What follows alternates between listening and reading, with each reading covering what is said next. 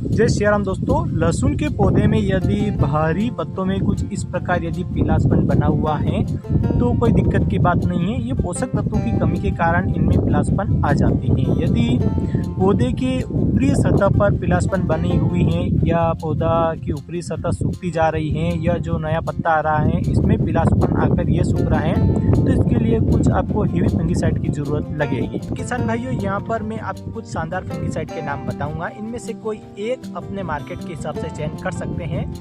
तो पहले नंबर पर हम कॉम्बिनेशन के बारे में बात करते हैं, यानी फंगिसाइड के बारे में। डाइफेनोकोनाजोल 25% इसी जैसे सिजेंटा कंपनी का स्कोर के नाम से आता है। इसका डोज आपको 10 ml 20 लीटर पंप के हिसाब से इस्तेमाल करना है। इसके साथ में आपको प्रयोग करना है थाइफेनोड मिथाइल 70% WP जैसे आपको रोको के नाम से मिल जाएगा। इसका डोज आपको 50 से 60 ग्राम 20 लीटर पंप के हिसाब से इस्तेमाल करना है। यदि इन दोनों कॉम्बिनेशन का स्प्रे करते हैं तो लहसुन की फसल में चाहे झुलसा रोग आ गया हो, पीलापन आ गया हो या ऊपर से पत्ते सूख रहे हो, इन सभी पर काफ़ी अच्छा असर देखने के लिए मिलेगा।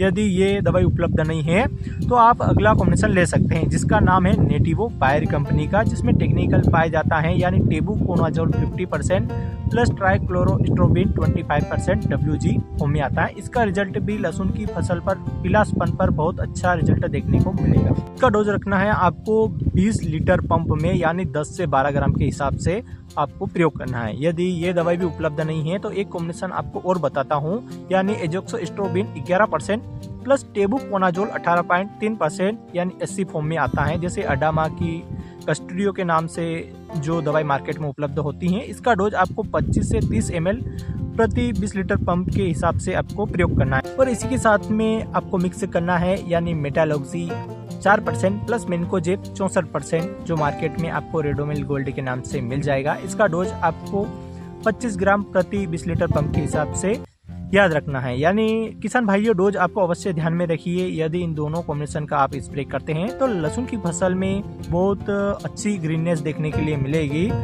अब मैं कुछ टॉनिक बता रहा हूँ किसान दोस्तों। टॉनिक यहाँ पर हमारी फसल में ग्रीननेस लाने में काफ़ी ज़्यादा हेल्प करेगी। अब आप इनमें से किसी एक टॉनिक का स्प्रे या इस्तेमाल कर सकते हैं। सबसे पहले सिजेंटा का एसोबियन टॉनिक, इसके अलावा अगला टॉनिक है यानी फेंटेक प्लस है। इसके अलावा अगला टॉनिक यदि इन दोनों का प्रयोग नहीं कर रहे हैं तो फिर आप ले सकते हैं बेस फोलर किल्प OSL। किसान दोस्तों, इन तीनों का क्रमशः डोज हमारा रहेगा 35 से 40 ml। किसान दोस्तों, इन तीनों में से किसी एक टॉनिक का इस्तेमाल कर सकते हैं। इसके साथ में हमको चिलेटेड जिंक का भी अवश्य इस्तेमाल करना चाहिए जो आपका चिलेटेड फॉर्म में जिंक मिलेगा। इसका डोज हमें रखना है प्रति पंप यानी 30 से 40 ml।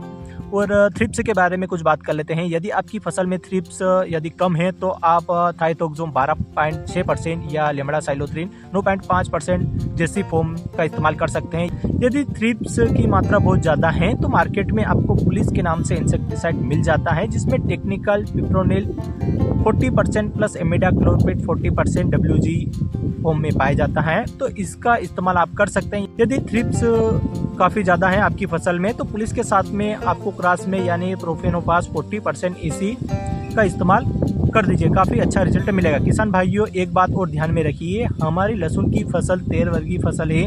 इसमें यदि हम सल्फर डालते हैं या इसका इस्तेमाल करते हैं तो जो रिजल्ट है वो काफ़ी अच्छा देखने के लिए मिलेगा। जो लिक्विड फॉर्म में आता है सल्फर, उसका इस्तेमाल कर सकते हैं। इसका डोज आपको 40 से 50 ml सल्फर का डोज।